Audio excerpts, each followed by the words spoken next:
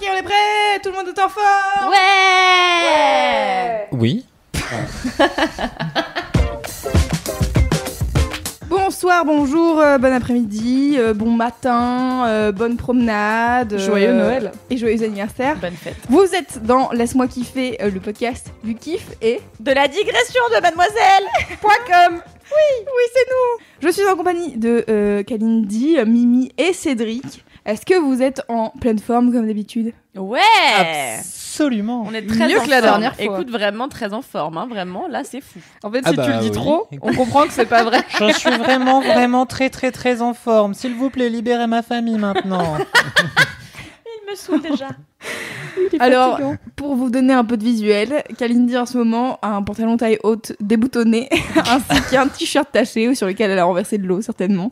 Oui, c'est voilà, j'ai mi-taché d'eau, mi-bavé. C'est voilà, c'est un style. Écoute, je trouvais que c'était un peu trop simple, ce white t-shirt. Je dis bon, écoutez, agrémentons-le d'un peu d'humidité. Voilà. Ouais, Super. c'est bien. C'était intéressant raison. ce que je viens de raconter. Hein, dis donc. Heureusement que tu as fait de street style. Et sinon, je voulais vous dire que depuis qu'on a dit Hello Iceland, Je pense que tu voulais couper. Hi Iceland. notre auditeur nous a envoyé un message et il a dit non, en effet, je ne suis pas islandais, mais ça va faire plaisir à Mimi, je suis breton. Et oui. Ah. Tu vois, il aurait pu dire je suis français. Mais non. Mais non, il est breton. Mais oui. Écoutez, moi ouais. j'adore les Bretons et ce week-end j'ai fait un barbecue avec un type, je le dis, il s'appelle Titouan et, et je le bien, c'est bien. déteste. Ah. Voilà, j'avais besoin de le dire parce que vraiment ça m'a pourri mon week-end. Donc voilà, Titouan, je te déteste. Le fait qu'il s'appelle Titouan ou le barbecue breton? Non, j'ai détesté Titouan et en fait il est breton, ça m'a fait descendre les Bretons dans mon estime en Mais 5 attends, secondes. moi je suis alors à que je les moitié adorais. breton. Non mais toi je t'aime et j'aime tous les autres Bretons, mais Titouan il faut qu'il Ah, c'est parte de Titouan. la Bretagne pour arrêter de leur faire honte quoi. Voilà, Ok. c'était mon coup de gueule. Bienvenue dans le podcast du kiff, donc. Je vais quand même demander, parce que sinon ça va me déconcentrer De pendant l'amour. tout le podcast. Cédric, pourquoi tu bois de l'eau chaude? C'est pas de l'eau chaude, c'est de l'eau chaude avec du sirop de citron. Ok. Car j'ai mal à la gorge. Car il fait un temps de merde qui pue du cul.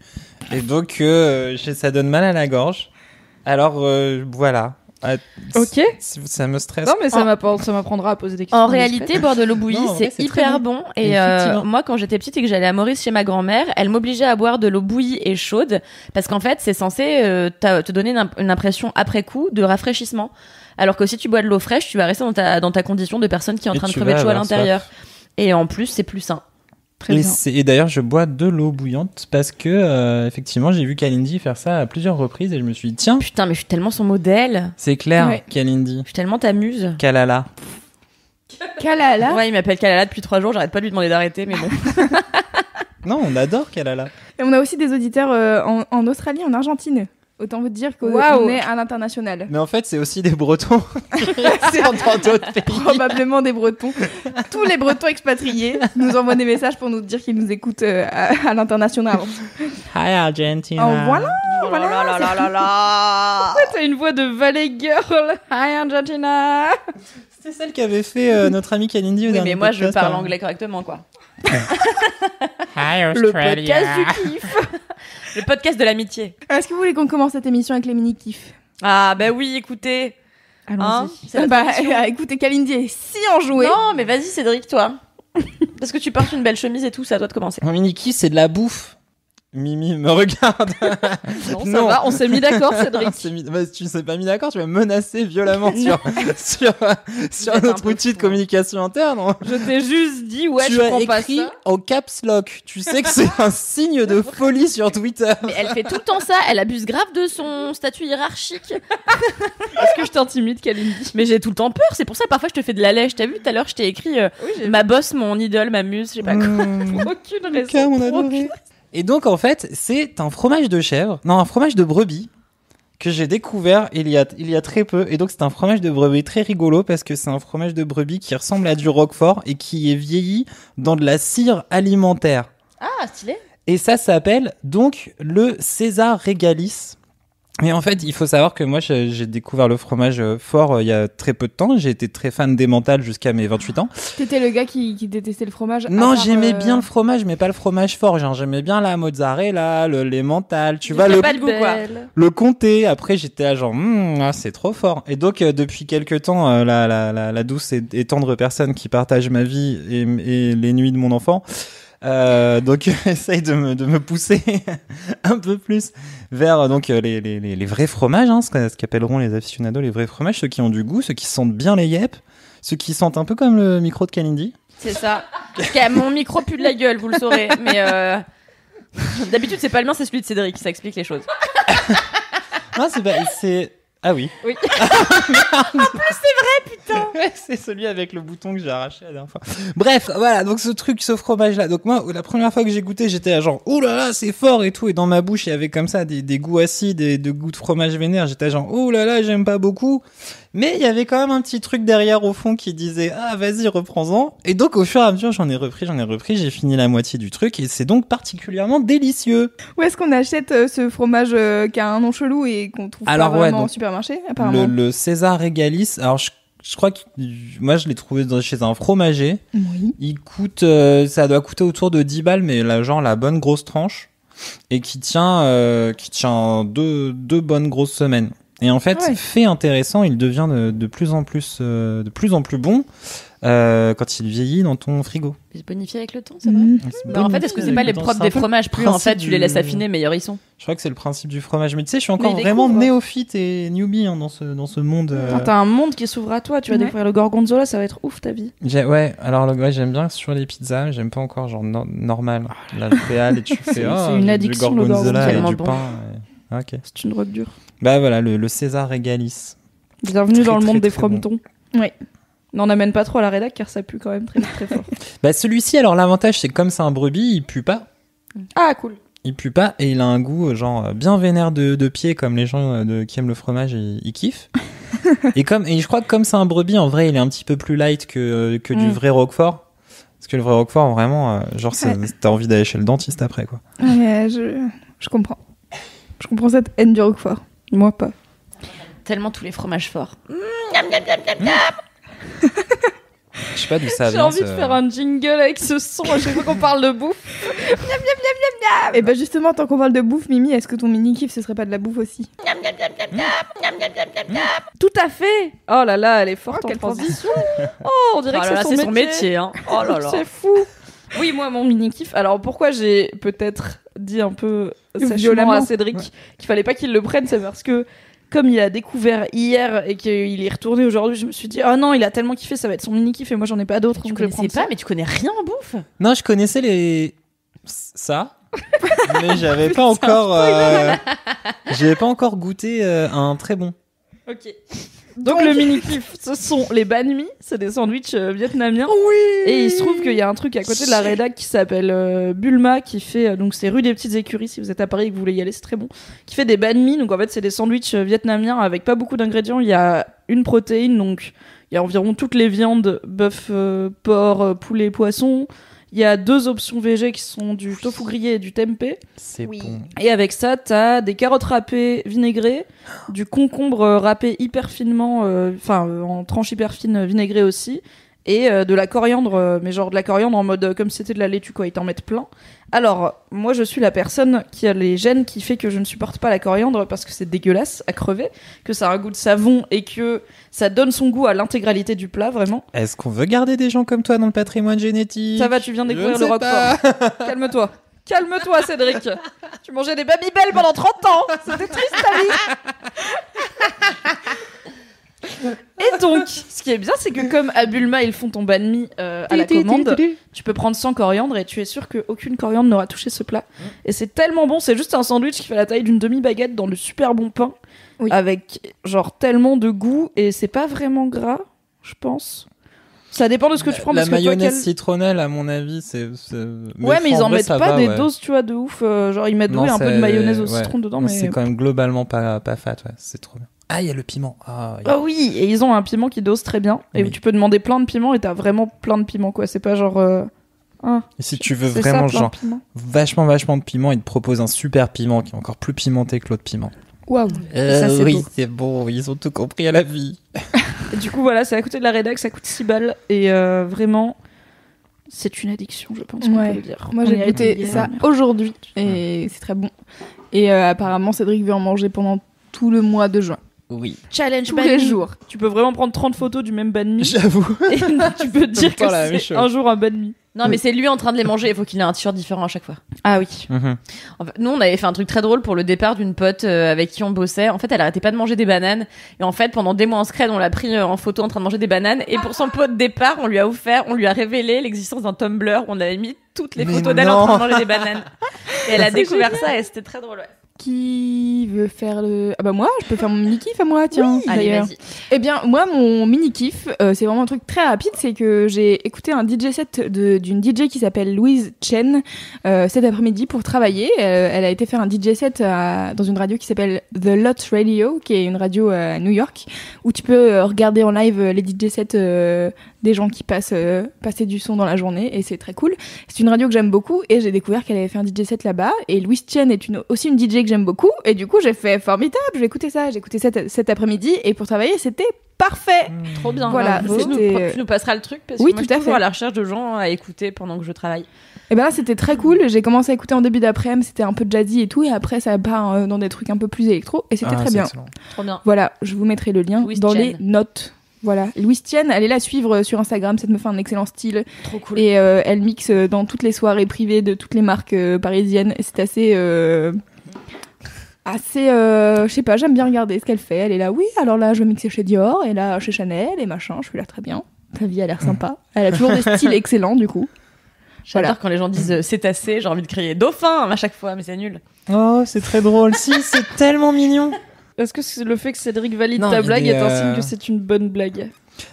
Non mais Je sais pas. aussi. Non mais des fois il y a des blagues qui sont mignonnes comme celle-ci. Celle-ci elle est mignonne. C'est assez Oh, il est dauphin. tellement.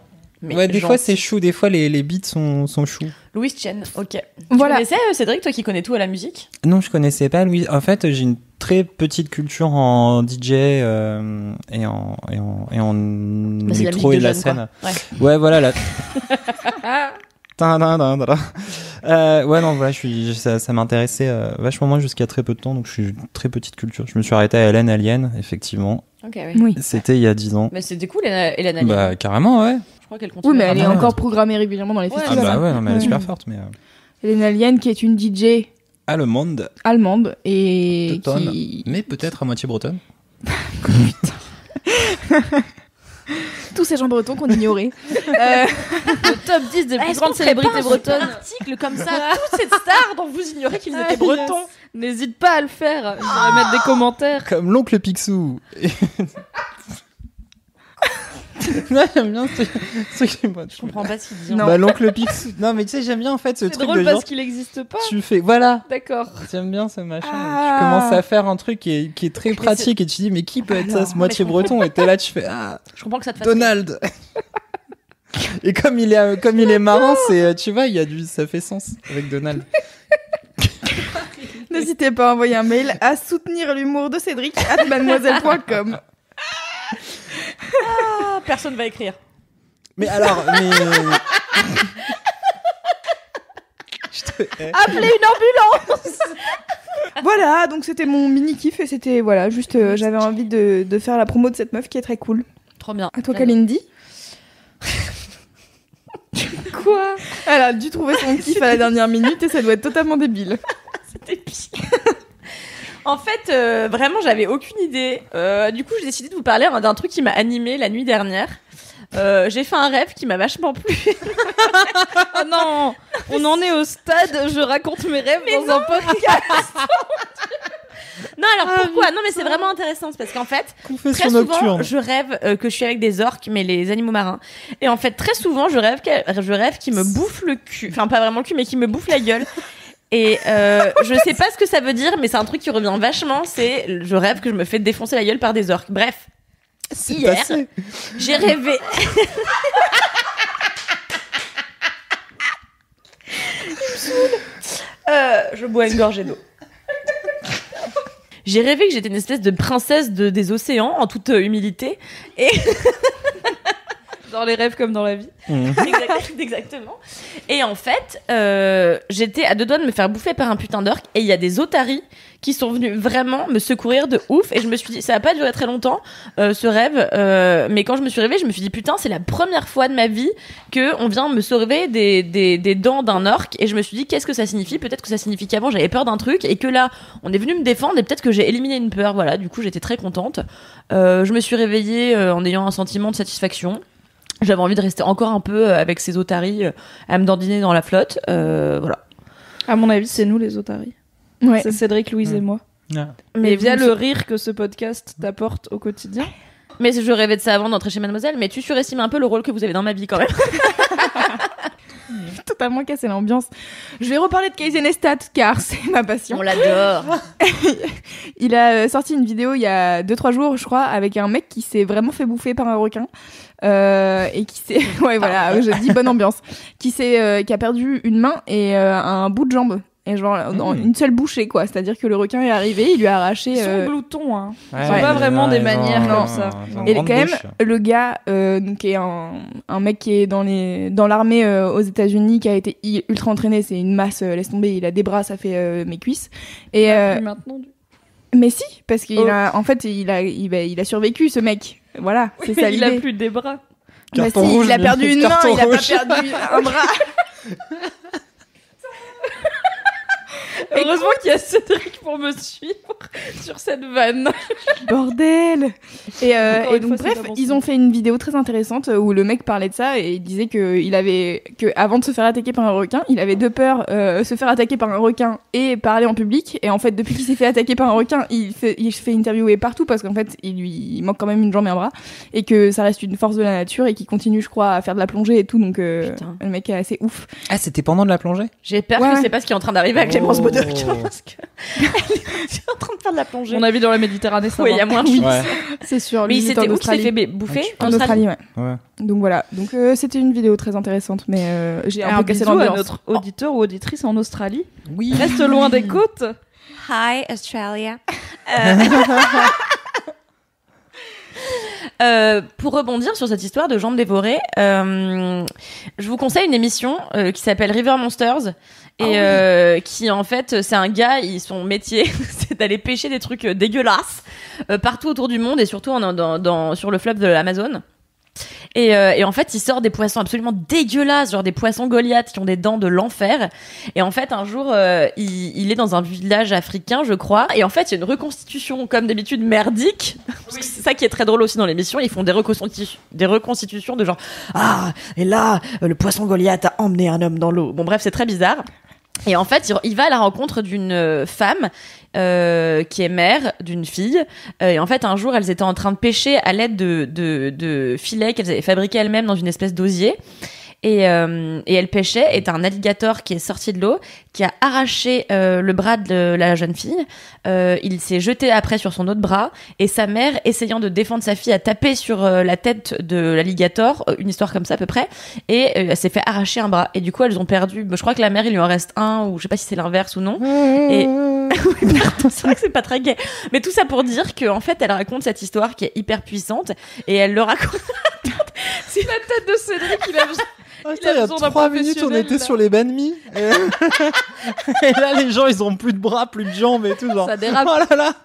Non mais oui, alors vraiment c'est hyper triste, mais j'ai trouvé la force de la mère et le courage de la mère hyper beau, tu vois, d'aller essayer de tabasser un alligator. de ouf, genre elle a essayé de tabasser l'alligator et là il a ouvert la gueule et elle a récupéré le bras de sa fille. Non. Ah, Ah non non, c'est Non. juste elles se font Il dévorer. manque des membres. Mais C'est avec la voix. Elle n'aurait pas dû. non mais je sais pas, on était Ultra cru. Mauvaise idée.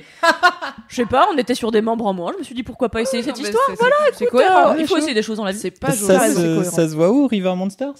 Je crois que ça passe sur RMC Découverte, La meilleure chaîne. La meilleure chaîne. Celle des théories scientifiques sur les aliens qui ont créé l'humanité. Ah, très bon ça. C'est vraiment la meilleure chaîne, c'est vrai. Et mais en fait, on peut la retrouver, elle est sur YouTube et puis j'imagine qu'elle est en replay sur plein de plateformes différentes. Mais vraiment, c'est alors à part cette histoire qui est hyper glauque, sinon c'est en général des histoires qui se finissent hyper bien sur juste des anguilles avec des dents de fou, genre on croirait des trucs des aliens, genre c'est l'enfer. Et moi, j'adore les créatures moches et tout. Et voilà. Mm. Très bien. Conclusion, non? Oui, Voilà. Et voilà était parfait. Très bien, on a fait le tour des mini-kifs. Oui. Oui, Très éclectique. et très éclectique et très rapide pour une fois quand même. Oui. Pourtant, on a digressé. On a digressé. J'allais dire, est-ce qu'on commencerait pas à devenir un peu professionnel? Oui, hein. Bientôt, on sera Presque. sponsor.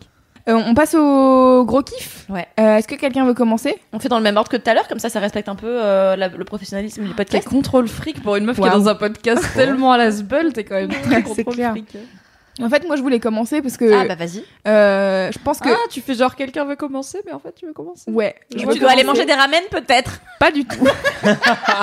J'aime pas trop quand on me juge sur ma consommation de délicieuses nouilles japonaises dans un bouillon délicatement épicé. Et plein d'huile. Ok. Mais vas-y, Loulou. Ippudo, sponsorise-nous. En fait, c'est juste que je pense que mon gros kiff est pas hyper marrant et c'est un peu comme les petites étapes de la vie. Du coup, je pense que vous allez pouvoir vous foutre de ma gueule quelques temps. En fait, samedi dernier, le 26 mai, à l'heure où on enregistre, c'était samedi dernier. En fait, il y avait un. Ouais, attendez, faut que je fasse un brouillon dans ma tête, ça ne va pas du tout. Si seulement on avait le moindre moyen de faire des brouillons avant le podcast, Eh ce serait oui. bien. Oh là Même là. sinon, on peut non. faire une petite musique d'attente. Poum, poum, poum, poum, poum, poum, poum, poum. Tu nous dis quand t'es prête, Louise. Poum, Je poum, me poum, désolidarise de poum, cette poum, musique poum, poum, d'attente. poum, poum, Poum poum. poum. Elle n'est pas concentrée, elle vous écoute. Poum, poum, poum, poum, poum. Poum Pour poum. savoir combien de temps il tient. Vas-y, Louise, reprends la main. Donc, samedi dernier, le 26 mai, c'était le deuxième événement de la Mailtape, qui est un collectif de gens qui font découvrir de la musique duquel je fais partie, pour lequel je suis Wow. bénévole. On organisait donc cette soirée / après-midi du côté du canal de l'Ourcq, à Pantin. Voilà, c'était formidable. Il faisait très beau et on portait des paillettes.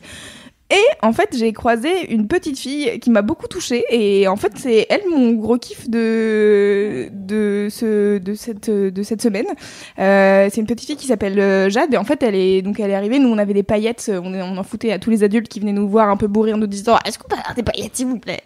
Et en fait, elle est arrivée et elle a commencé à nous foutre des paillettes partout, à nous dessiner dessus, parce qu'on avait aussi des crayons pour faire du maquillage. Et on a commencé à discuter avec elle. Et elle était juste tellement adorable. Donc c'est une petite fille qui a 10 ans. Elle est trop mignonne déjà, ça bouille. T'as envie d'être sa meilleure amie tellement elle est chou. Elle a des longs cheveux bouclés roux. Elle est trop belle, oh là là. Ah, c'est rebelle, genre. Ouais, c'est rebelle. j'avoue. C'est un peu rebelle. Et en fait, on a commencé à discuter et elle est ultra intelligente. Elle nous disait qu'elle venait de passer son cycle 2 de violon, donc c'est genre un truc plutôt stylé au conservatoire, voilà. Et qu'elle allait probablement passer le cycle 3 d'ici 1 ou 2 ans. Et j'étais avec une pote qui a fait le Ah, la conservatoire et elle était là. Alors vraiment, le cycle 3, c'est vraiment très très dur et du coup, je comprends pas comment elle peut faire ça. Et en fait, c'est un petit génie. Et elle était trop mignonne et on a parlé de plein de trucs et je sais pas pourquoi, elle m'a trop touchée. Et à un moment donné, on discutait et elle parlait du fait que il y avait des gens qui l'embêtaient à l'école. Et Tu veux que qu'on aille des boîtes. ouais, c'est ce que je lui ai J'avoue. dit. Je lui ai dit on va aller des boîtes déjà, première chose. Et en fait, j'arrêtais pas. Enfin, je sais pas, j'avais trop envie qu'elle prenne confiance en elle et j'étais là genre. Vas-y, tu peux faire plein de trucs, t'es trop mignonne, tu vas y arriver et tout. Et à un moment donné, j'avais des boucles d'oreilles ananas et un collier ananas et elle avait grave kiffé dessus. Et du coup, je lui dis tiens, si tu veux, je te donne mon collier. Et en fait, elle était là, ah mais non, mais quand même, c'est ton collier, il va bien et tout. J'étais là, tu sais, c'est mon collier, mais en vrai, c'est la première fois que je le mets en 6 mois, donc peut-être tu vas plus le mettre que moi, tu vois. Et du coup, je lui donne, elle était trop contente, et je lui dis, à chaque fois que tu le regardes, tu te dis toi que t'es trop forte. Et trop fort. Ah, mais c'est clair, t'es une. Et C'est sage. deg de pas avoir eu de Louise quand j'avais 10 ans. Non, mais surtout, nos kiffs, ils vont être merdiques à côté de celui de Louise. Ah, on va mais passer tous c'est pour des méchantes clair. personnes. Fais chier, Parle Louise, pour toi. merde. Ouais, toi, c'est pas dur. Hein. Et du coup, après, on était voir, donc elle était avec sa mère et tout, et donc on a été voir sa mère, j'étais voir sa daronne, je lui dis, je veux bien être babysitter officielle si vous avez besoin, 1 fois par mois, vous m'appelez, je suis sa babysitter, y a pas de souci. En fait, elle dessine hyper bien, elle a commencé à nous dessiner des trucs sur les bras et tout. Et à un moment donné, moi Parce j'étais qu'en en plus, short. Elle est douée en dessin. Oui, non mais c'est Vraiment. ça. Moi j'étais en short, je lui dis vas-y si tu veux, je te donne mes cuisses, tu fais une œuvre d'art, tu fais ce que tu veux. Alors elle m'a dessiné une fleur d'un côté et de l'autre un cœur avec des ailes. Bon, ce qui n'est pas forcément de mon goût, mais c'était juste si bien fait. Elle était trop mignonne et trop appliquée. Et du coup, elle le regarde à la fin, elle était là, oh, c'est nul et tout. Et j'étais là, non, vraiment, enfin, tu arrives à faire des proportions que moi-même je ne sais pas faire alors que j'ai 25 ans. Et en fait, je lui ai, enfin je sais pas, j'avais trop envie de l'encourager, de lui dire en fait, aie confiance en toi et reste forte comme t'es parce que t'es trop adorable. Et j'aimerais bien que toutes les petites filles, elles fassent ça, qu'elles aient confiance en elles comme cette petite, elle avait confiance en elle a priori, même si elle a sûrement des doutes et des failles. Mais voilà, je sais pas, je l'ai trouvée trop mignonne et je voulais en faire mon kiff. C'est trop mignon. Voilà. C'est trop chou. C'est trop mignon. En vrai, notre magnifique, podcast, c'est il trop manque beau. de moments de vie comme ça où en fait on rencontre des gens et où en fait c'est trop bien. Parce qu'on n'aime pas les gens. Bah parle pour toi, moi j'adore les gens, hein, surtout nos Ouais, auditeurs. tu préfères les Tu otaries. viens de dire que tu les détestais, ils vont la vie des auditeurs. Suivez-la, Cal Rumpel sur Ah oui, Instagram. oui, bah allez-y là, hein, allez-y, hein, il est temps, Ah, hein. Déjà 3000. Suivez-la. Déjà plus de 3200. Je et pense des que ce poussières. chiffre sera périmé d'ici à ce que cet épisode sorte. Oui. Écoutez, j'espère. Mais c'est trop mignon cette histoire. Grave. Est-ce qu'on pourrait pas la faire venir? Allez, je me prends pour Patrick Sébastien. Tiens. Est-ce qu'on pourrait pas la faire venir derrière toi? Elle est derrière moi, bah salut Jade. C'est trop chou. Ouais, non mais elle était, ouais, je sais T'as pas, mis un elle était collier trop banane. mignonne. Et du coup, comment dire, elle m'a rappelé ma petite sœur et du coup j'avais envie de voir ma petite sœur après parce que ma petite sœur a 10 ans aussi. Et en fait, tu sais, c'est en ce moment je l'écoute le podcast Entre de Louis Média où c'est une petite fille qui rentre en 6e et qui raconte ce qui lui arrive au collège et aussi dans sa famille.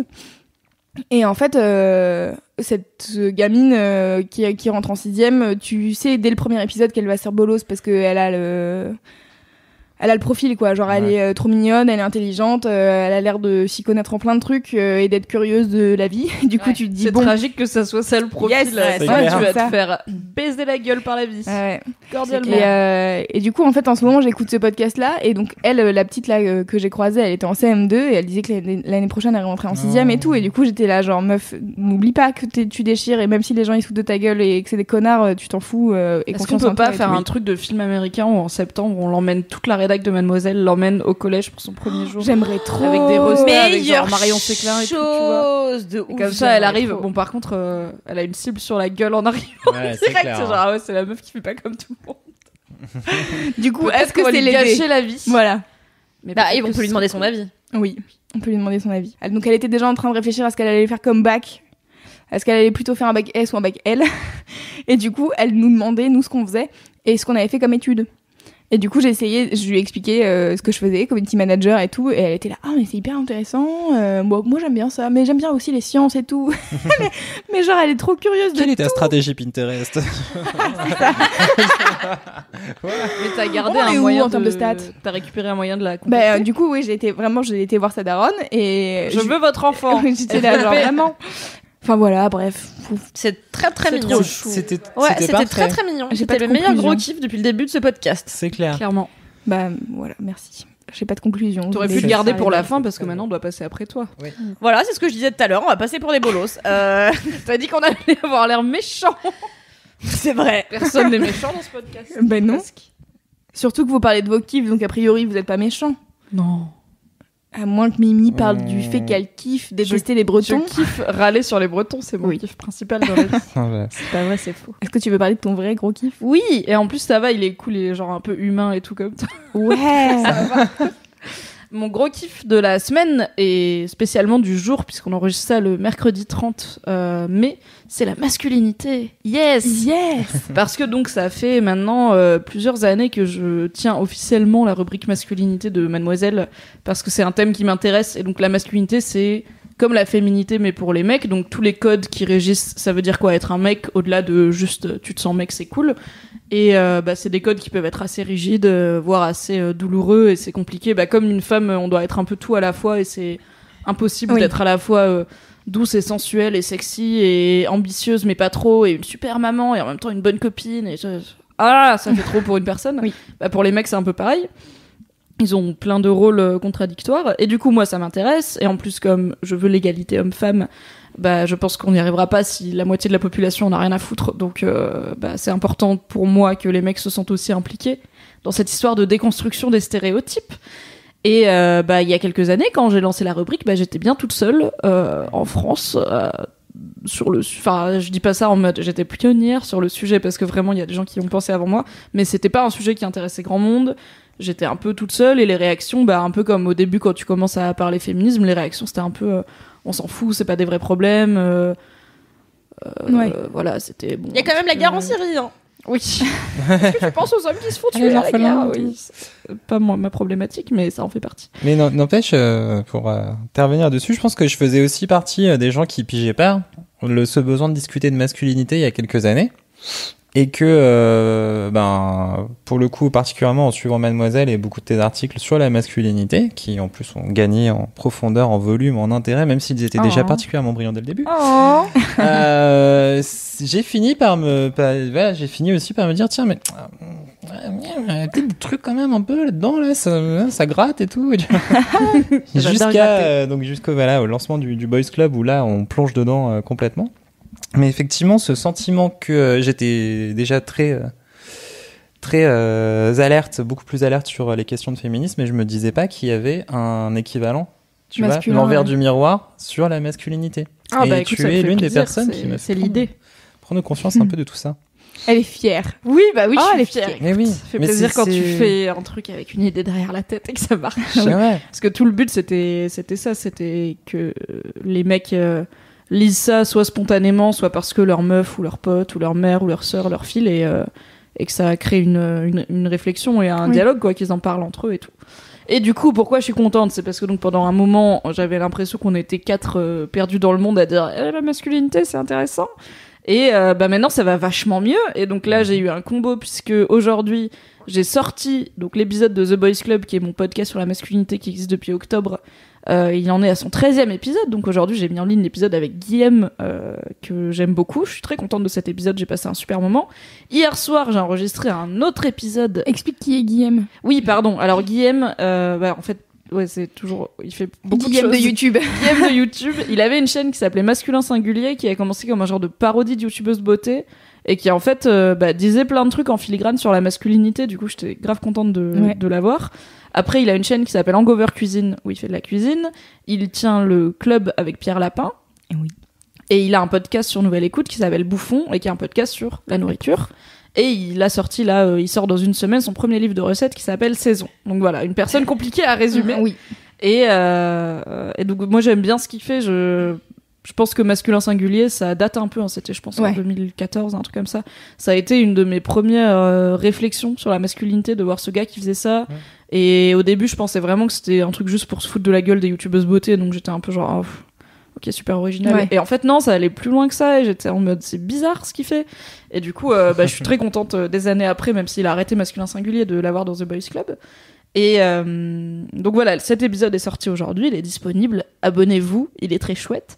Et hier, j'en ai enregistré un, alors je vais dire avec qui c'est. Fab, il a dit qu'il faut jamais dire ce que tu fais avant que ce soit en ligne, ou genre au cas où tu perds les rushs ou quoi, après les gens ils sont tristes. Mais comme, normalement, j'ai sécurisé la chose. La malédiction va frapper. Attention. Je l'ai mis sur l'ordinateur, c'est bon.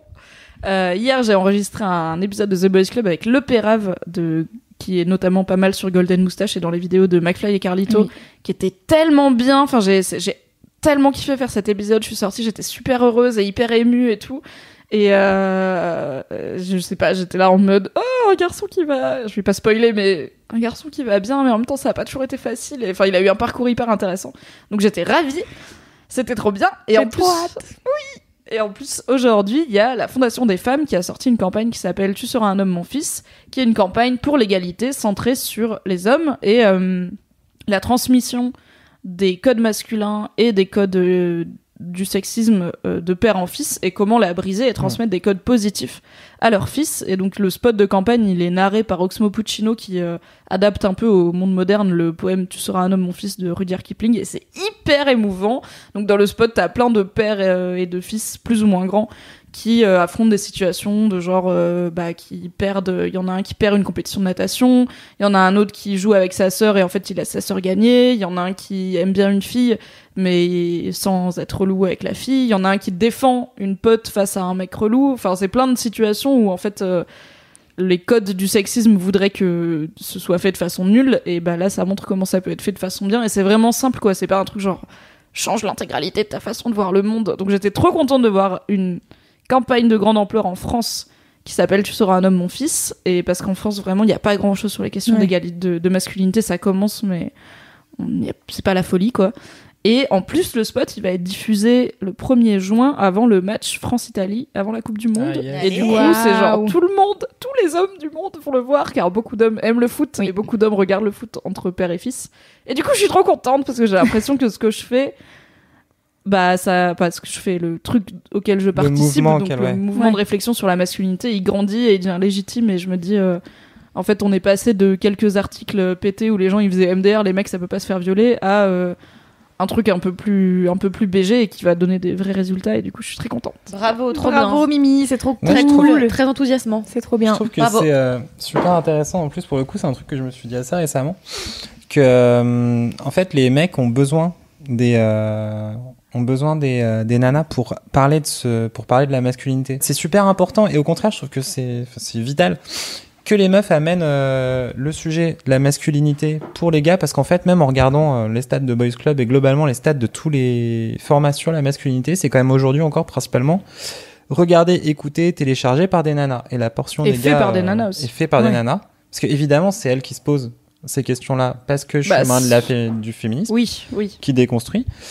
Et en fait, de la même façon que on a besoin des gars aujourd'hui pour porter le féminisme élargir en tout cas, tu vois, l'impact quoi dans la société et porter le message en tout cas. Et ben, on a besoin des nanas pour justement adresser ce sujet de la masculinité. Parce que les gars tout seuls vont pas le faire, parce qu'ils voient pas forcément le problème. Ouais, et c'est un truc très intéressant dont tu parles dans le tout premier épisode de The Boys Club avec Arthur, où il dit entre gars, on parle pas trop, à moins d'être un peu, voire beaucoup bourré. Mais ça, ils le disent tous. Alors, Le je pense Pérave que ça l'a dépend des redit gars. hier et il dit en fait, Ouais. en gros, bon, c'est vraiment spoilé cet épisode. Je sais pas si je fais bien de faire ça, mais Non, bon. spoil-le Au pas. pire, Fabien dira en cut. Oui. En gros, il a une bande de potes qu'il connaît depuis 10 ans. Et ils font que des vannes. Et ils parlent de trucs sérieux. Ils se disent je t'aime et tout, que quand ils sont mais pire que torchés. Et du coup, en fait, ils se connaissent, mais pas vraiment. Genre, Ouais. il me dit, mais en fait, il y en a dans la bande. Je sais pas ce qu'ils font comme métier. Tu vois. Alors que C'est à ce mais- point-là Bah ouais, parce qu'en fait, c'est vraiment. Mais je vois exactement comment ça peut se passer. Ils font des vannes tout le temps sur leur conf de groupe. Ils se voient que en groupe. Ils font des vannes. Ils boivent des coups. À la fin, ils sont là. Tu sais que je t'aime, mec. Et ils font ouais, moi aussi. Mais comment veux-tu faire des blagues de qualité si tu peux même pas tacler tes amis sur leur profession? Je veux dire, ça n'a pas de sens. Ah, L'essentiel de mes blagues, c'est sur la profession des gens qui m'entourent. Enfin, où est le Bah, potentiel peut-être que que c'est plutôt sur. Oui, le potentiel commun. J'avais Il y a quand jugé même ta pas mal carrière, d'autres ta vie et sujets. tous tes choix. Le mauvais génie, quoi. Mais c'est intéressant parce que moi j'ai l'impression que c'est ça aussi dans mes bandes de potes notamment De les bandes Saint-Naz. de potes avec qui j'étais au lycée de Saint-Naz. Ouais, Ah oui, ouais. la situation géographique aussi. Mais non, mais j'ai vraiment eu cette impression-là pendant un temps. Je sortais avec un gars et ils sont au moins 6, 7, 8 mecs à être pareil. Ils ont une conf WhatsApp où ils s'envoient des photos de leur bite et de je sais pas quoi, tu vois, mais genre vraiment à longueur de temps en train de faire des vannes. Et des fois, tu parles avec eux, toi, en tant que meuf, et t'arrives à leur tirer les verres du nez sur moi, mon mec, il se sentait pas bien dans plein de trucs et tout, et j'essayais de comprendre ce qui se passait, pourquoi il était pas content et tout. Et j'étais là, mais t'en parles, genre, avec tes potes, et non. Enfin, genre, ça n'arrive pas. Ou alors, il faut qu'ils soient exceptionnellement que deux, et que...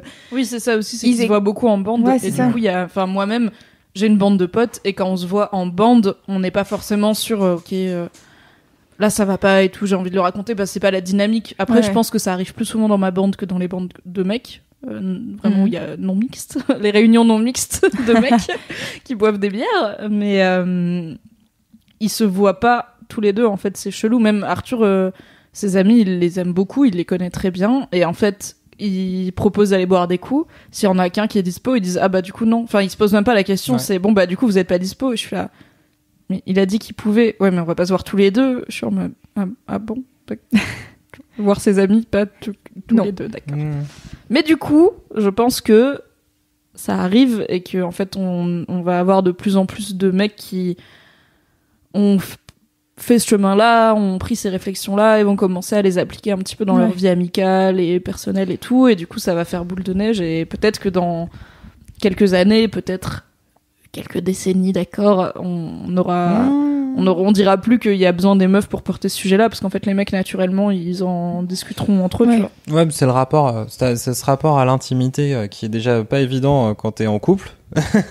Alors quand t'es avec un autre pote mec, effectivement, c'est un truc qui se travaille et ça prend au fur et à mesure. Mais en fait, moi j'ai des potes, des groupes de potes différents où ça dépend avec quel groupe de potes. Ouais. Tu vas pouvoir parler d'un sujet ou pas. Oui. Tu vois, de tout le truc. Et Tu effectivement, m'expliqueras ça l'intimité. dans ton boys club. Ouais.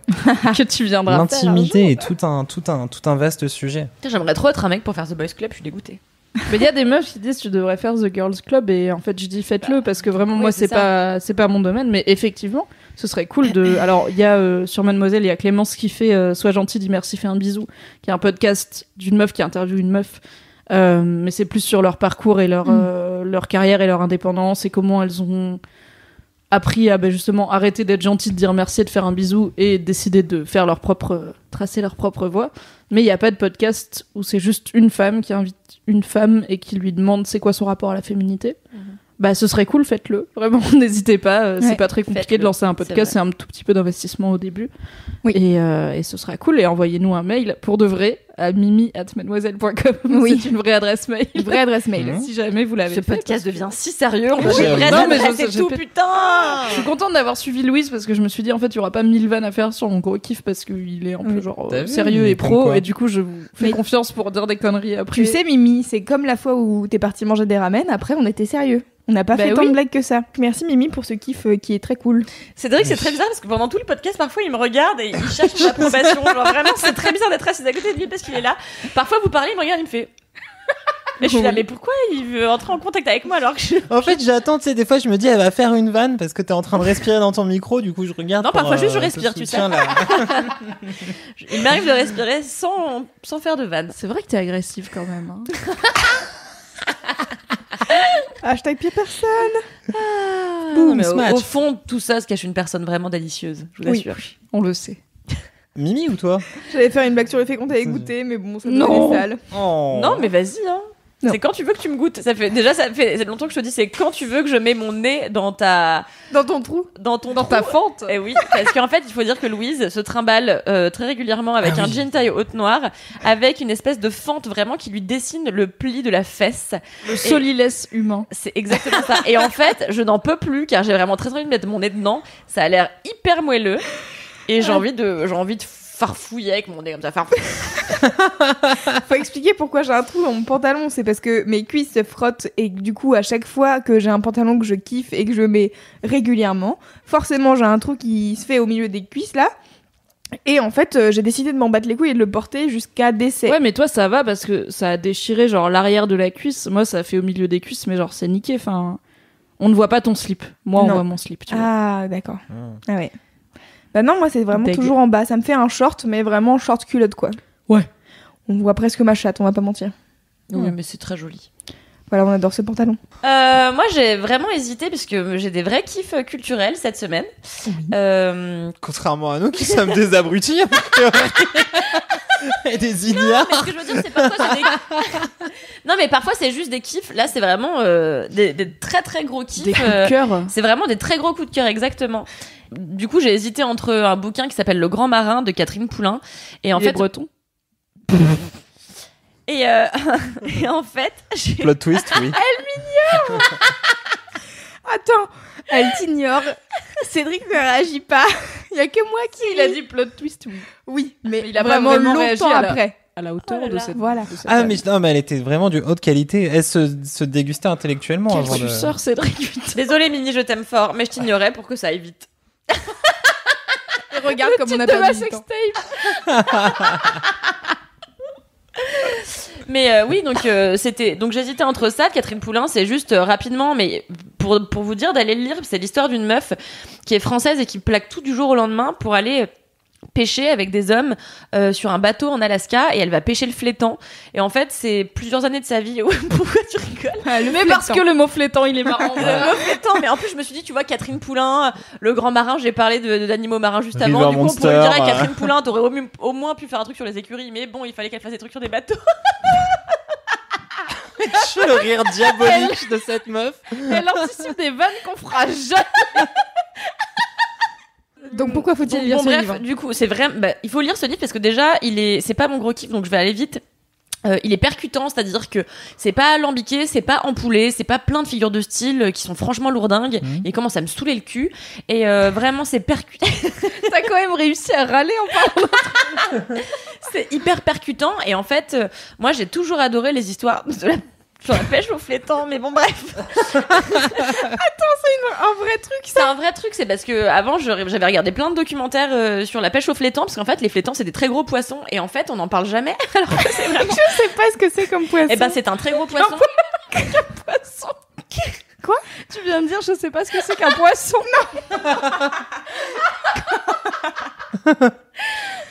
Non, je ne sais pas ce que c'est comme poisson. En fait, c'est un très gros poisson qui est très vilain, il est noir et brillant, et en fait, il est si gros que parfois les pêcheurs, pour les extraire de l'eau, doivent les prendre à bras-le-corps dès qu'ils sortent des filets. Ils les prennent à bras-le-corps, et en fait, ce livre, c'est vraiment la lutte des corps entre les hommes et ces gros poissons dont finalement on entend très peu parler. Je sais pas, j'ai trouvé ça passionnant, et en fait, t'apprends les trucs de drogue qu'il y a derrière les... En fait, les pêcheurs prennent énormément de drogue pour rester éveillés parce qu'ils ont un métier qui est tellement compliqué. Ils sont pendant des mois et des mois en mer. Et donc, ils prennent pour certains de la coke, pour certains, ça va jusqu'à l'héroïne. C'est vraiment hardcore. Ouais. Et du coup, ouais, c'est ce quotidien de cette meuf dans un milieu hyper de grosses brutes pour certains. Et elle doit se démerder. Elle est toute petite, toute maigre. Elle doit se démerder avec des mecs qui font ça depuis des années. Et j'ai trouvé ça hyper fort. Franchement, je vous le conseille à toutes. C'est Catherine Poulain. Elle a reçu des prix littéraires. C'est très bien. Mon vrai kiff, mon vrai très gros kiff, c'est un énorme coup de cœur. Je vais parler de cinéma. C'est la première fois que je parle cinéma dans ce podcast. Ouais, pour la On a failli attendre. Parce que j'estime que j'en parle tellement dans mon quotidien que c'est cool si je parle d'autre chose. Là, en l'occurrence, j'ai eu un coup de cœur, mais tellement grand que je pouvais pas passer à côté. Ça s'appelle How to Talk to Girls at Parties. Et c'est le nouveau film de John Cameron Mitchell, qui est le créateur de Short Bus, qui était déjà un film assez barré sur le club libertin et ses partouzes. Et c'était déjà passionnant. Et là, en fait, il a remis le couvert du truc complètement barjot avec How to Talk to Girls at Parties. C'est un film qui est porté par Elle Fanning, qui est juste incroyable dedans. Et je me disais que cette meuf, c'est ouf parce qu'elle a une filmographie impeccable. Il n'y a pas un putain de loupé. C'est la sœur de Dakota Fanning. Elle a laissé sa sœur faire la carrière avec des hauts et des bas. C'est ça. Elle a dit, je prends les hauts. On rappellera que Dakota Fanning a joué dans Twilight. Ok. Voilà. Et dans La Guerre des Mondes avec Tom Cruise. Ouais. Et donc, qui est sa sœur? Elle a joué dans quoi? Elle Fanning, par exemple, elle a joué dans le dernier Nicholas Winding Refn, qui est The Neon Demon, et en fait, elle a une filmo Aimes-tu les films d'auteur, Louise? Elle a une filmo un peu auteur, Elle tu avait vois. pas répondu, Louise. Mais Elle non, a mais rigolé parce dans que- son micro. Mais j'ai ri parce que j'ai vraiment zéro culture musicale. Ciné. Et du coup, à chaque fois que Kéline dit des noms d'acteurs, et ensuite elle me dit, mais tu sais, il a joué dans ça et dans ça, le film de machin. Je Et suis tu là. t'engouffres, tu t'enfonces dans un puits connais d'ignorance. C'est comme toi quand tu me parles de musique, tu sais. Donc, Mais, très bien. donc Elle Fanning, ouais, c'est une meuf qui doit avoir, je crois qu'elle a 20 ans. Elle est vraiment, elle est toute jeune et elle a déjà 1 milliard de films à son actif qui sont tous extrêmement qualitatifs. Et celui-là, vraiment, pour moi, avec The Neon Demon de Winding Refn, c'est celui qui a fait Drive, par exemple. Ah, ça me parle. Là, ce film est complètement dingue. Pour vous pitcher très rapidement l'histoire, ça parle de 3 jeunes mecs complètement passionnés par la musique punk dans le Londres des années 70-80. Et en fait, un jour, ils font du vélo et tout, et ils tombent sur une baraque. Comme des punks, comme Cédric dans son enfance. Grave. Ou comme l'autre connasse qui monte sa montagne là dans ton jeu vidéo. Elle est pas à vélo? Non, elle est pas à vélo, non. C'est compliqué les montagnes à vélo, à part le Tour de France. Ah, Mais- mon père fait du vélo dans la montagne très souvent. Bref, du coup, ils font du vélo comme ça, ils font du vélo, et ils tombent sur une grosse baraque qu'ils pensent abandonner au départ, et en fait, t'as des lumières assez flashy qui sortent par les fenêtres. Ils sont intrigués, et ils se disent, bon, doit y avoir une teuf, on va y aller, on va peut-être pécho. Bref, ils arrivent devant cette porte, et on leur ouvre, et c'est une femme habillée avec une espèce de combinaison en latex orange qui leur ouvre, avec les seins hyper pointus et tout, et un chignon de l'enfer. Et par une espèce de pirouette, ils arrivent à pénétrer dans cette soirée. Et ils sont accueillis par plein de meufs qui sont en train de faire des espèces de danses contemporaines. Toutes sont habillées. En fait, t'as plusieurs groupes de meufs et de mecs et ils sont habillés tous avec des couleurs complètement dingues, avec des trucs en latex ou en cuir. Et ils font de la danse. Et tu te dis, mais qu'est-ce que c'est que ce truc? Et en fait, il finit par avoir un crush pour une meuf qui est donc Elle Fanning et qui est un peu la rebelle du truc. Elle, ça l'a fait trop chier d'être avec ses blaireaux, tu vois.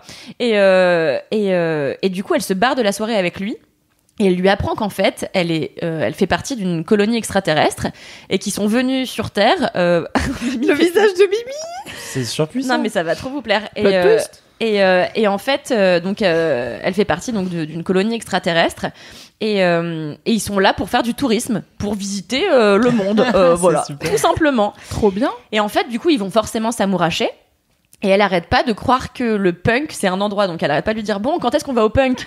Et c'est beaucoup trop bien. Et il y a des moments incroyables. C'est trop génial. Et donc en fait, c'est cette rencontre entre deux cultures qui ont vraiment rien à voir et qui sont vraiment très peu capables de communiquer, tellement l'une est complètement barjo et l'autre semble barjo aux autres. Pour nous, c'est normal vu que c'est des humains, ils font tout comme nous. Et c'est complètement barré, c'est complètement psychédélique, ça part dans tous les sens finalement. Elle Fanning, elle va finir par monter sur scène avec Nicole Kidman qui est une meuf hyper punk aussi, avec les cheveux coiffés n'importe comment, tout en noir et tout. J'ai trop hâte de voir Nicole Kidman en punk. Ah non, mais moi j'étais là. Qu'est-ce que c'est que ce choix, Nicole Kidman en meuf punk? Ça n'a pas de sens. Elle est incroyable et cette meuf ne vieillit pas, c'est quand même dingue. Et donc c'est leur histoire d'amour et moi j'ai vécu ça aussi comme un espèce de pamphlet anti-tourisme merdique, c'est-à-dire de tourisme enfin, ce que moi j'appelle tourisme merdique, c'est-à-dire tu vas dans un pays et tu te contentes de rester dans un hôtel à rien foutre avec les gens qui viennent du même endroit que toi. Et Elle Fanning, du coup, elle arrive à sortir de ce truc-là et aller explorer le monde vraiment. Et elle arrête pas de critiquer un peu les autres qui finalement sortent pas le nez de leur hôtel entre guillemets. Et ça dit plein de choses sur l'héritage, sur l'amour, sur je sais pas, sur vraiment plein de sujets. Ça aborde tellement de thématiques que ce serait très compliqué de résumer en 3 minutes sans avoir préparé. Mais vraiment, c'est un coup de cœur énorme. Ça sort le 20 juin en France et vraiment allez le voir, c'est barjo, c'est formidable, c'est coloré, c'est psyché et c'est philosophique à mort. Voilà. Waouh. On adore. On voit que c'est ton métier. C'est clair. Mimi, Ah, elle est j'avoue. sold, elle y va direct. Ah oui, d'ailleurs, T'as dit extraterrestre. Ah oui, c'est ça, elle s'est arrêtée là. Ah, moi, J'ai t'as oublié dit de dire- punk, tu me l'avais vendu. Non mais attends, j'ai oublié de donner un argument primordial pour Mimi, c'est que ce film est Il y a tiré... Tom Hardy. Non. Ce film est tiré d'un Stephen roman de Neil Gaiman, qui est à Ah, l'origine de on la adore série Neil American Gaiman. Gods. Tout à fait. Très bon auteur. Voilà, donc ça a fini de... Quand j'ai appris ça, ça a fini de me convaincre. Bon, j'avais Ça explique pas- beaucoup de choses. Ça explique beaucoup de choses sur la folie du produit entier. Ouais, Mais ouais. vraiment, c'est incroyable. Allez-y. Très, Ça a bien. l'air trop bien. Tu l'as très bien vendu, bravo Kalindi. Merci. J'ai très envie d'aller le voir. Mimi. Oui. Cédric. Oh, ça a l'air trop naze. Ouais, Non, ça a l'air ouf. Non, mais punk, mythes, extraterrestres, they follow une Franchement, tombe amoureuse. ouais. Ah ouais, c'est fou. Tous les arguments sont bons. En punk, carrément. Ouais. Tous les arguments sont On bons. voit, on voit.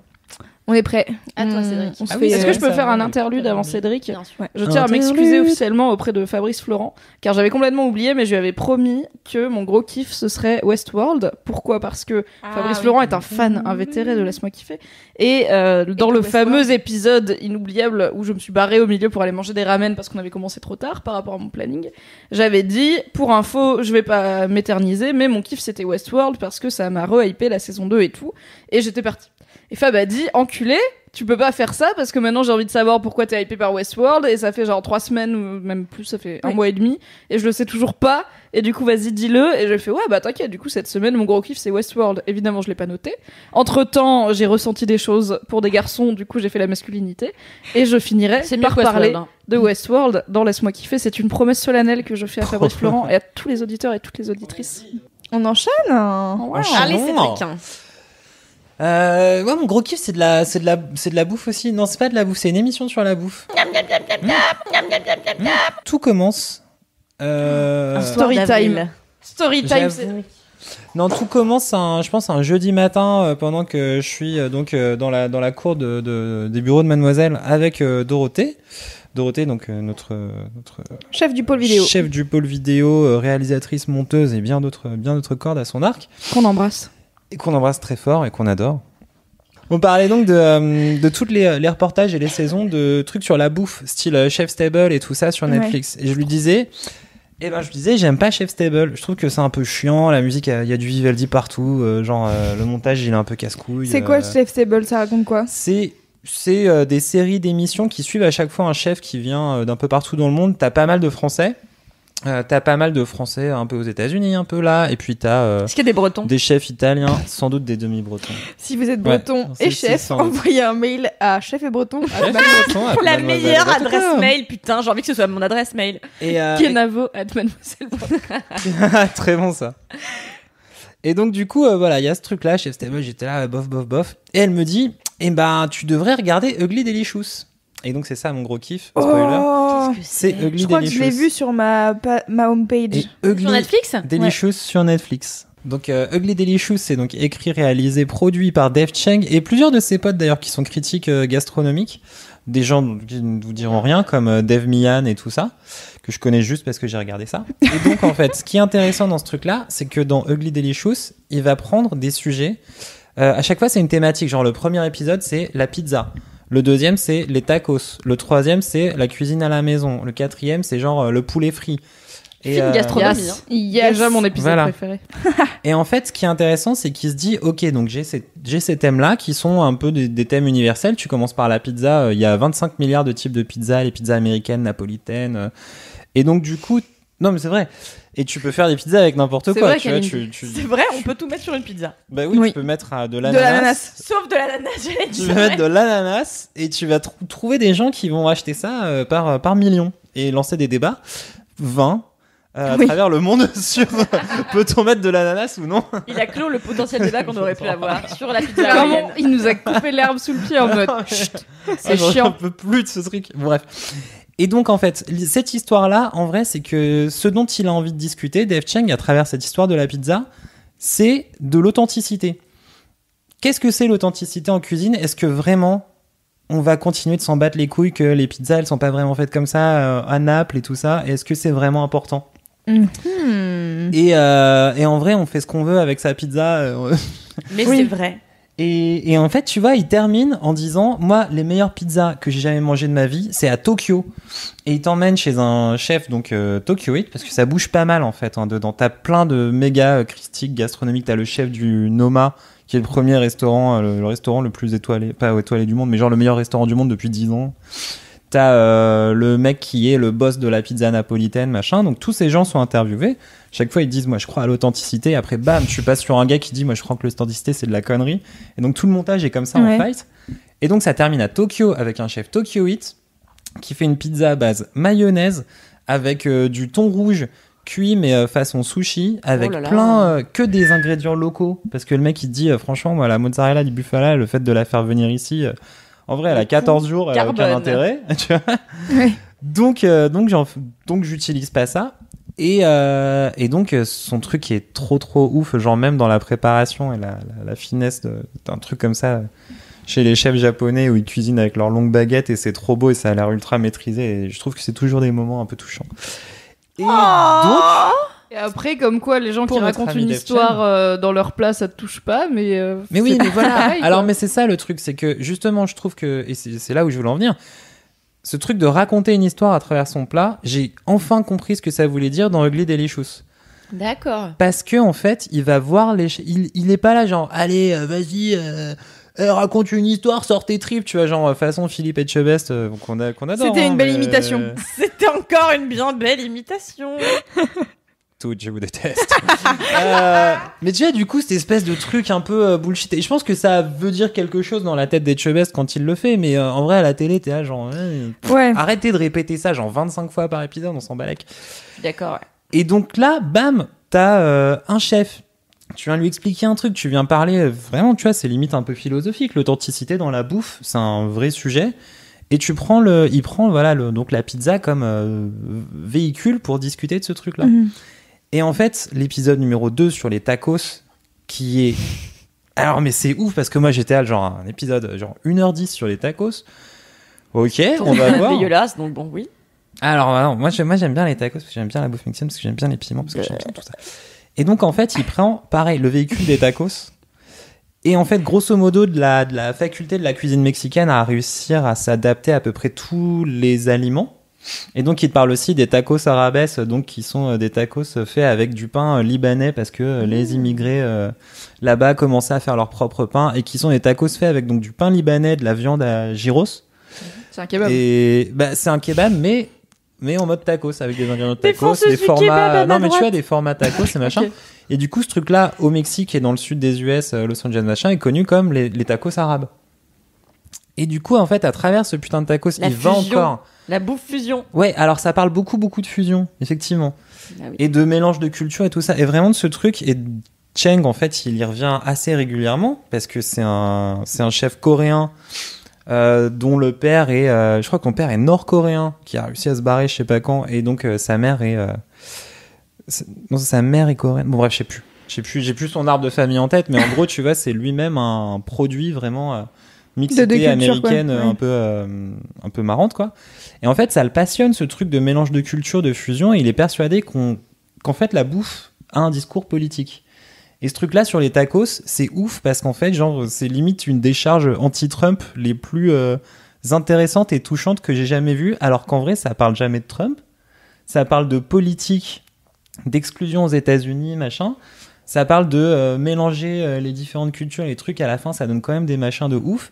Et ça parle de politique et d'acceptation à travers la bouffe. Et c'est Ouais. de ouf. C'est trop bien. À un moment, il descend à Mexico City chez un gars qui a une taqueria 1 étoile. Donc, tu vois, une taqueria qui a une étoile Michelin, déjà, t'es là genre, ok. Ouais. Et donc, le mec raconte son histoire. Il disait qu'il était donc aux États-Unis pendant. Il y a 20 ans. Il bossait avec un chef là-bas, donc il était, tu vois, un peu en cuisine gastro qui se la raconte et tout ça, mais il kiffait bien, il a amené comme ça son ambiance, ses racines mexicaines dedans. Il commence à avoir du succès, il se fait choper par l'immigration, bam, il se fait dégager des États-Unis, il rentre au Mexique avec un ban de 5 ou 10 ans, t'as plus jamais le droit de venir pendant 5 ou 10 ans. Quelques années après, son père est malade parce qu'en fait son père et sa mère sont aux États-Unis, c'est le seul de sa famille qui est pas américain. Donc sa mère lui dit faut vraiment que tu viennes, ton père il est malade, il va mourir, faut que tu traverses la frontière et que tu te pointes. Donc il se démerde, il passe la frontière illégalement, il passe aux États-Unis, il voit son père avant qu'il meure, il se fait pas gauler, du coup qu'est-ce qu'il fait? Il se remet à faire de la bouffe et à avoir suffisamment de clients, et encore il y a sa tronche qui apparaît dans les journaux parce que c'est un super chef, bam, l'immigration lui retombe sur la gueule. Il se fait renvoyer au Mexique et là, il a un ban à vie. Donc le mec est au Mexique, sa famille, et donc là on parle de ses enfants, sont aux États-Unis, il a plus le droit d'aller les voir, c'est un chef 1 étoile au Mexique qui fait de la bouffe de ouf. C'est fou, hein. C'est n'importe quoi. Ouais, c'est fou. Et en fait, voilà, à travers ce putain de thème des tacos, t'as Ouais. tout Plein ça. de sujets qui sont abordés. Et ce truc, et en plus, voilà, travaille à travers le goût, machin, Ouais. et toujours, il y va un peu sans concession, c'est assez marrant. Cheng, il y va, il prend pose du les collier. questions, ouais, voilà, tu vois, il met les pieds dans le plat et tout ça. L'épisode sur le home cooking, c'est un vrai truc autour des racines, de comment est-ce qu'on peut faire évoluer un peu le home cooking, un peu des traditions autour de Thanksgiving, inviter les gens chez toi, qu'est-ce que ça veut dire? Quand Ouais. t'es un chef, comment tu cuisines chez toi, tu vois, il y a un truc de rapport à la bouffe comme ça. Il y avait un truc où je crois que Gordon Ramsay cuisinait chez lui à un moment donné. Il faisait un repas de Noël Ouais. dans sa cuisine à lui, dans sa maison en Angleterre, mais je sais plus où. C'est cool, je trouve, les insights de. Mais c'est marrant parce que moi, ma mère, elle est avec un mec qui est chef.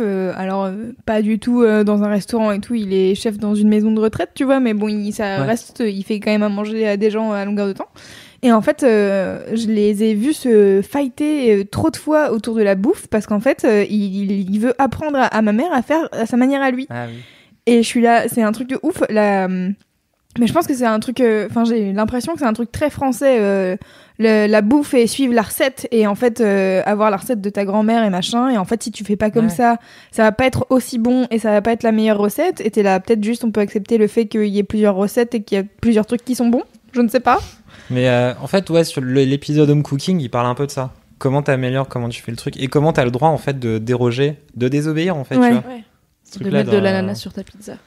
Et de mettre de Parce que t'as le l'ananas droit. sur ta pizza si On vraiment n'a t'as rien envie. à Mais foutre en de fait, ce que je suis les pas gens sûre que ce disent. soit un truc vraiment très français parce que alors je vais prendre un truc qui Ouais, est pas une preuve alors, mais en fait quand tu regardes des films américains ou des séries américaines en fait t'as toujours l'impression que le moment de Thanksgiving c'est le moment où il faut respecter la recette et qu'en Ouais. fait tout le monde va piocher dans le tiroir à recettes de mémé pour faire la dinde parfaitement cuite et que si elle est pas assez juteuse tout le monde se casse tu vois Mm. et j'ai vraiment l'impression que c'est un truc qui est assez Répondu. en fait le truc de la mama même je sais que quand j'allais au Brésil je traînais dans une petite favela où en fait on était invités à manger chez les grands-mères de gens qui traînaient avec nous et pareil c'était un truc il faut respecter la recette et en fait on la donne pas la recette c'est un truc qui reste dans la famille c'est un et c'est Oui. un secret et j'ai l'impression que c'est un truc qu'on cultive quand même dans vachement de pays en fait donc je les connais pas tous ce serait difficile de mais ouais je sais pas Après, si c'est un truc, t'as des endroits où ça bloque plus que. Bah, en fait, t'as un autre épisode sur les écrevisses à la Nouvelle-Orléans. Où pareil, c'est en mode blocage. C'est la tradition, c'est ça. On les fait de telle façon. On vous dit pas comment c'est fait et ça se transmet, ouais, genre de façon générationnelle. Et personne veut bouger du c'est truc. fou hein Et du coup, Cheng il bouge à Houston, donc Texas, qui a priori est devenu une sorte de nouvelle capitale culinaire. Où les mecs, du coup, ils font de la bouffe viet cajun avec des écrevisses à la viette et tout ça, avec plein d'autres recettes. Donc c'est des trucs un peu traditionnels de la Nouvelle-Orléans twistés. Mm. Et où c'est de ouf et c'est en train de pulluler un peu comme les écrevisses dans les rivières à travers le monde. Et donc l'épisode sur le poulet frit que j'ai vu hier soir, évidemment en fait il va aussi retracer tous les stéréotypes culturels du poulet frit aux États-Unis qui sont la bouffe des noirs, le côté esclave et la façon en fait dont cet élément de bouffe, le poulet frit genre à la pastèque, ça ramène tout le temps les noirs et les chefs noirs à un passé, un passif et une lourdeur. Et comment en fait la plupart des chefs du coup noirs, ils veulent pas cuisiner de poulet frit dans leur resto, Ouais. alors qu'en fait ils aiment ça et tout ça et ils disent mais moi tu me filmes, t'amènes une caméra, je mange pas de poulet frit en public, tu vois. Et donc cette relation très très politique à la bouffe. Et donc, il termine sur un truc, encore une fois au Japon, sur deux Noirs américains qui ont ouvert un resto de poulet frit au Japon, où donc ils sont là, ils font leurs recettes avec les épices et tout ça, et c'est assez mignon parce qu'ils disent, voilà, du coup ici il y a pas de stéréotype, en fait, on fait la bouffe qu'on veut, et en vrai, nous, on a ces recettes-là qui viennent du sud et tout ça. Ça reste quand même une analyse. Ici, on peut le servir sans. Ça reste quand même une analyse culinaire de l'Amérique. Mais ce qui est, en fait, il fait beaucoup le parallèle sur la plupart de ces trucs entre les États-Unis et l'Asie, parce que ses racines à lui. Il passe beaucoup par Copenhague parce qu'il voit beaucoup le mec du Noma. Donc voilà, le nord de l'Europe. Mais je pense qu'en fait, pour le coup, il y a effectivement une volonté de s'éloigner de la gastronomie traditionnelle qu'on va voir dans Chef's Table et tout ça. Ouais. Donc du coup, tous les chefs français et tout ça, en fait, tu les vois assez peu. Ah, ils sont pas là pour râler. Bah ouais, non, mais en fait, t'en as pour en dire plus. c'est pas comme ça qu'on fait T'en as quelques-uns qui sont dedans et qui viennent et qui interviennent et qui sont gentils comme tout, quoi. Mais je pense qu'il y a une vraie volonté là-dedans. En France, les chefs, ils font pas du ugly delicious. Mhm. Et lui, c'est ça qui l'intéresse parce qu'en vrai, je pense qu'il a envie de parler des gens et tout ça à travers son ça a l'air trop bien Ouais, et je regarde vraiment, mais sans déconner, c'est ouf de passionnant. Et Dave Cheng, il est fantastique. Et Dorothée, merci beaucoup, Dorothée. J'ai une question importante pour toi, Cédric. Harry, Putain, j'ai plus envie de la poser. timide. Non, À vas-y, quel fais-le. point ça fout la dalle? Parce que souvent, les Ah oui. émissions de bouffe, en fait, je peux pas les regarder quand je Ça veux fout parce pas que mal la dalle, ouais. si j'ai genre des pâtes à rien, je vais avoir le Le seum, seum. quoi. Vraiment, genre, physiquement, ça me met mal. Je suis deg. Alors en fait, ça fout pas mal la dalle, mais c'est plus facile de se procurer du poulet frit ou des tacos rapidement que un émincé aux 18 asperges. ou des putains de ballotines sa mère Ah putain, c'est clair, des C'est ballotines surcoté, les de ballotines. On des n'en ballotines peut de plus de vos citron caviar. ballotines. C'est quoi les autres Des mots-clés chromeski. C'est clair. Encore, c'était moins que les fucking ballotines. Là, dans Top Chef, c'était à toutes les émissions et à la Ballotines. finale, il y a eu quoi Ah. Alors, une ballotine d'écrevisse. Et j'étais là, je vais lui niquer sa race. Ouais, je suis d'accord. Très bien, donc commandons des pizzas, des bonnes pizzas, Ouais, et c'est ça, regardons c'est que ça va. Ugly Ah, pas Delicious mal. Mais tu sans vois, ballotines. C'est con parce que même l'épisode des pizzas, à un moment, il fait livrer du Domino's Pizza à des mecs qui font des bonnes pizzas pour leur dire Mmh, allez, ils implosent. sérieusement, goûtez un peu, tu vois. Et donc ils sont là genre ah bah c'est pas très bon. Et lui il fait ah moi j'aime bien quand même. Donc tu vois, c'est vraiment il y va un peu à la fight et tout quoi. Moi, je vous emmerde, Ah, voilà. il sent- ouais, il est vraiment très marrant. Alors, j'ai hâte que Kalindi ait regardé Ugly Delicious et qu'elle envoie un message en disant Est-ce que c'est normal que ça ait changé ma vie Comme pour Queer Eye. Tous les trucs de Netflix, voilà. Oui. Non, D'ailleurs, est-ce qu'on a dit Non. que Queer Eye, il y avait une saison 2 et que c'était le 15 juin 15 juin, saison 15 2, juin. Queer Eye. C'est annoncé. Préparez-vous, ça va être notre gros kiff à tous. Oh, Cette d'ailleurs- semaine-là, ce sera un épisode spécial. Ça va être chiant à faire que parler de ça. Putain.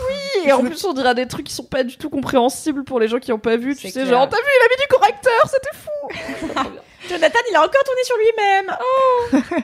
Et je voudrais d'ailleurs faire mon auto-promo, car en ce moment, sur Twitter, j'ai commencé un thread. En fait, je sais plus, régulièrement, je vois passer sur Instagram des super photos de Anthony, Jonathan, Bobby et compagnie. Donc le Fab Five de Queer Eye. Et en fait, ils sont toujours très beaux, ils ont toujours des très belles photos et ils sont tout à fait fabulous. Et je me suis dit, tiens, c'est ma dose de joie quotidienne, pourquoi ne pas la partager? Donc j'ai commencé un thread sur Twitter où je poste toutes les photos que je trouve cool des Fab Five de Putain, il doit y en avoir un de paquet. Queer Hein. Eye. Parce que moi, sur ma à chaque fois, je suis là, je scroll et il y a que eux, tu vois, je suis là, wow, ok. Et donc voilà, j'en mets quelques fois. Moi, tu sais, je les vois sur Instagram. Après, je vais sur Twitter, je les vois. Je suis quand même recontente. quoi. Oui. C'est une double dose de Des contente. double dose et Ils on sont adore. si chou. Putain. Donc voilà, n'hésitez pas, c'est @petrouchka_ et je l'ai piné en haut de mon profil afin que tout le monde le Ton voit. tweet épinglé. Oui, car je l'aime. T'es trop une fangirl, je t'aime trop. Ah, ils sont si choux. Voilà, c'était tout pour moi. C'était ma parenthèse Queer Eye. On a fait le tour de cette émission, dis donc. Mais j'ai Oui, l'impression elle était Ah, très genre. bien. Est-ce que ça se tenait pas un peu Si, c'était Ouais. pas mal. Chers amis, ce podcast fini simplement. Hein, ça y est, c'est la fin. C'est ce qui se passe. Hein. Voilà. C'est ce qui se J'espère passe à la fin. À la fin des choses. C'est la fin des choses. terminé. J'espère que ça vous a plu, que vous avez appris des choses et que vous avez fait des oh en écoutant nos histoires. Car Surtout celle de parfois, on a Jade. fait Surtout celle de oh. Jade. Surtout Jade, ouais. elle était si mignonne. C'est vraiment ma nouvelle personne préférée. N'hésitez pas à vous abonner au podcast de Mademoiselle, car on aime beaucoup que vous nous écoutiez et quand vous vous abonnez, vous avez tous les podcasts de Laisse-moi kiffer et vous n'en loupez aucun, c'est formidable. Et envoyez-nous des messages, on adore recevoir vos messages. Des messages d'amour. Oui, d'Australie, d'Argentine, d'Islande et d'ailleurs. Et d'amour, et ce beau de 50 ans en Yvelines et Et de Saint-Naze. et de Saint-Naze. N'hésitez Surtout pas. n'écrivez pas si vous venez de Saint-Naze. que Dès dans que vous vous 10 appelez jours, Titouan. Je compte sur vous dans 10 jours, vous m'envoyez des tweets pour dire oublie pas que tu dois parler de Westworld, comme ça j'oublierai pas que je dois parler. Ah oui, c'est bien. Bah, sinon, tu peux le noter dans ton agenda. Sinon, Non. ça peut vraiment être un kiff. Si c'est vraiment un kiff, t'en parleras. Hein. Oui, c'est Oui, vrai. Non, c'est- mais là, voilà. le truc aussi, je suis dans la merde, j'ai 2 épisodes de retard. Ah, moi aussi, pareil. Parce que mon mec n'est pas dispo pour les regarder On et a le même que problème. c'est la seule série qu'on regarde Tu ensemble. peux le voir et faire semblant que tu les as pas vus pour les re-regarder avec lui. J'aime pas mentir à mon mec. Oh là là, c'est la base d'une Oh, relation ça saine. Ça fait à peine 1 an et demi qu'on est ensemble. On en reparle dans un an. Et du coup, j'ai Genre, il y a promis, une à limite. cause de toi, Louise, que j'allais faire un récap rigolo du final de Westworld Oui, le lendemain de sa sortie. Donc, je ne peux pas être en retard. il faut tout rattraper. Oui, probablement que dimanche, en potentiel gueule de bois, je vais regarder. Moi, je suis over à la bourre et j'avoue que cette année, ça m'enjaille vachement moins Westworld que quand c'est sorti. Mais de toute Attends, on façon- en parlera dans Laisse-moi kiffer. Ouais, d'accord, ok. Épisode prochain, peut-être. C'est quoi je le compte prochain sur vous, envoyez Eh là, c'est le 6e épisode. Et ouais. Ça J'avoue. commence à s'inscrire dans le temps. Bravo à Et nous. ouais. Est-ce qu'on aura un flux pour Laisse-moi kiffer un jour? Je sais pas, les gens demandaient quoi, quand Un est-ce que... flux bimestriel. Ça Tu consiste peux en quoi t'abonner à juste Laisse-moi kiffer, avoir juste Laisse-moi kiffer et pas avoir tous les podcasts de Mad. Ok. En même Un temps. flux RSS. Écoutez, Oui, c'est oui, je une connais ce mot, question, mais je sais pas. en quoi- une question qu'on posera à Fabrice Florent, car c'est lui qui a les sous. Tout à fait. Voilà. Je lui promettrai que si on a un flux, je parlerai de Westworld. Pas mal. Joli, Mimi. Le chantage. Voilà la bonne base d'une relation saine. Et elle est au cinéma le 20 Et le juin. mensonge dans le couple. Et oui, elle est au cinéma le 20 juin pour voir cet excellent film pitché How par to Talk to Kalindi. Girls Qui at s'appelle Parties. ouais, How How to to Talk Talk to Girls to at Girls Parties. at Parties.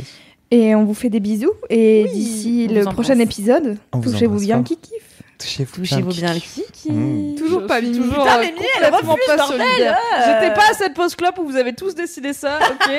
J'aurais mis un veto. En vrai, moi, je voudrais dire touchez-vous bien le kiff, mais à chaque fois, ils hurlent dans leur micro pour dire kiki.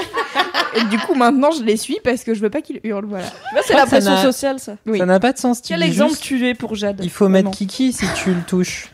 Sinon, ça n'a pas de sens. Mais en fait, tu sais pas que tu peux parfois jouer avec les mots et les assembler et du coup, c'est drôle. Non, mais justement, oui.